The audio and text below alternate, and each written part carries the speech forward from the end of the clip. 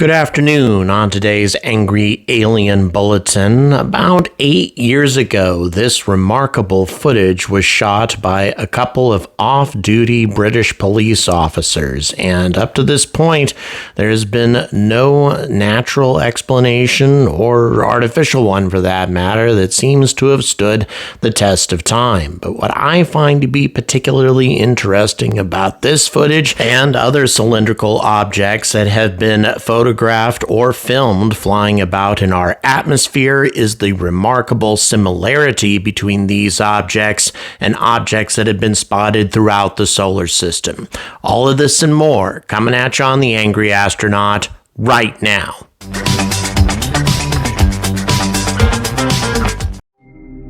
Good afternoon and welcome to the first of an Angry Alien triple play that I'm going to be bringing to you here at the end of the month, because I haven't done a whole lot of UFO content this month, so I want to kind of make up for it. But this particular sighting, or this footage, even though it's kind of old news I'm sure to some of you, is quite remarkable in terms of the credibility of the witnesses. This was filmed by two off-duty police officers near Consett in County Durham in the United Kingdom. On what was a bright, clear day, the object was seen to rotate on its own axis in a vertical position. Now, according to the officers, the object they saw was estimated to be at an altitude of approximately 1 to 5,000 feet, with dimensions of 2 to 400 feet in length. So we're talking about a very large object here. And you can also see the sun glinting off what appears to be a metallic surface as it rotates. Now, according to Gary Hesseltine, who's the individual who broke this story some time ago, who is a retired police officer, he's collected and studied more than 500 police sightings dating back to 1901 involving 100 officers, and he revealed not only this particular incident but another when two British security officers who were guarding one of Margaret Thatcher's key cabinet members witnessed a cylindrical metallic UFO the size of a football field over a house in North Yorkshire in the spring of 1981. One officer was so alarmed he pulled his gun, but his colleague warned him not to fire at it. Now, if you have a brief look around YouTube, you can find cylindrical UFO footage everywhere. However, these days, there's no way to determine whether or not these are clever CGI forgeries or not. Really, in my opinion, the credibility of the source, whoever filmed the footage, is incredibly important to whether or not we can determine if any of this is valid. But another thing, in my view, as a lot of you probably know if you've been watching my content for a while, is if we can see something similar in footage taken by something that can't be faked. In other words, footage taken by, say, the Curiosity rover on Mars. And you've probably seen this series of photographs a number of times on my channel, but in the time that's passed since I originally posted these images, I have not been able to find a single natural explanation for what it might be. It's just a large cylindrical object flying through the Martian night sky. A series of 5 images taken over a 10-minute period with a timestamp of April 28, 2014. These images were actually uploaded on April 30th, 2014, over 10 years ago by NASA, and they did arouse the attention of UFO researchers monitoring the Curiosity rover camera feeds, which are regularly released on a website owned by NASA's Jet Propulsion Laboratory. Interestingly enough, NASA never released high-resolution images of what was spotted. Instead, it was all thumbnail images without any explanation from the JPL. Now, although I may be challenged to tell you what this object is, I can tell you what it isn't. It isn't a meteor. It's moving entirely too slow for that. It takes approximately 10 minutes for it to travel about 10 degrees of declination from where it is in the sky originally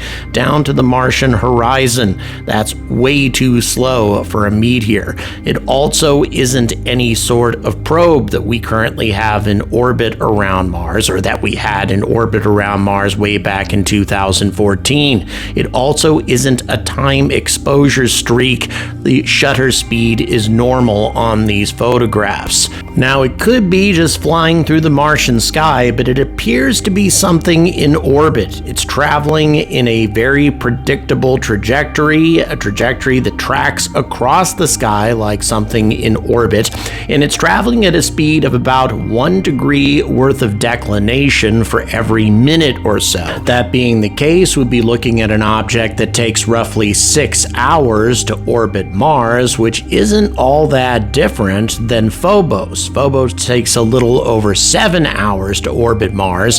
However, Phobos doesn't look like a cylinder. Not at all. But there's something we do know, that a UFO was also spotted in close proximity to Phobos by the Soviet Phobos probe back in 1989. Again, a UFO that looks very similar to the one that we see in the skies above the Curiosity rover. Now, in theory, it could also be a passing asteroid of some kind, although a very strange one, a very elongated asteroid that doesn't tumble. Even Oumuamua tumbles, by the way, but this one doesn't. It remains extremely stable, as does this object that was spotted in the rings of Saturn. And also this object, which was also spotted in the vicinity of Saturn. When it comes down to it, cylindrical-shaped, unidentified objects seem to be a universal phenomena that we run across throughout the solar system all the time, and yet nobody seems to be talking about this. NASA doesn't bring it up at all, or when they do bring up UFOs that are allegedly spotted in photographs, they only bring up the ones that can be easily debunked as a speck of dust on the lens, which, by the way, this also could not be that, because a speck of dust on the lens would not move like an object in orbit. And here's something else that's extremely bizarre. The image appearing just before these 6 images were taken. This image was released in a full resolution version of 1024 by 1024 pixels, meaning that the Curiosity rover image taken just 27 seconds before the sequence of UFO pictures was released in full size rather than thumbnail size. And in all this time, as far as I know, the JPL has never released the full versions of these images to the public. I think it's time for a Freedom of Information Act request. It's something I should have done some time ago, actually. I'm curious if anybody else has already done that, by the way. If you have, please email me. My contact information is in the description. But all of this having been said, an important question still remains. If the government is indeed hiding these details from us, as it would seem to be given the fact that the JPL hasn't released these images and quite a number of other images of questionable objects that have been seen in NASA footage and NASA photographs, why would they want to do this? Why would NASA and other government agencies be so determined to keep the truth of extraterrestrial visitors away from us?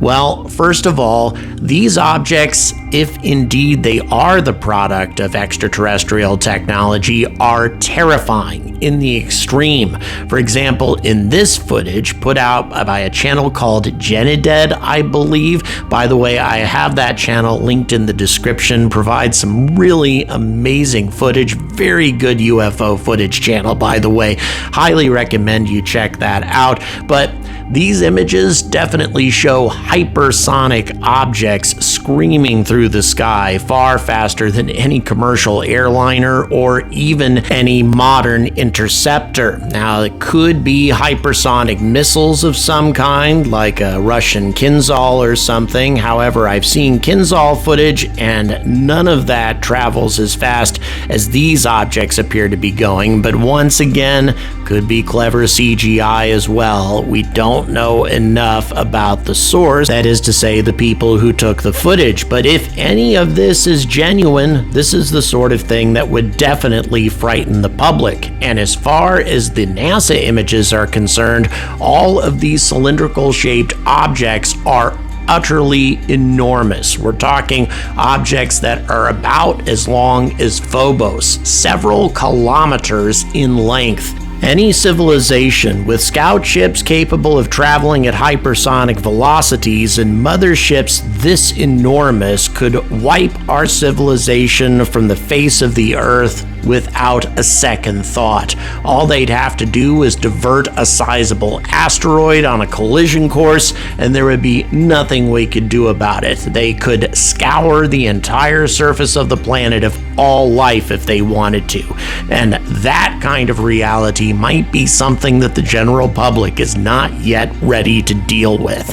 And until they are, or until the government is comfortable enough to share this information with us, it's very possible that they would try to conceal it, especially if they don't have all the facts yet.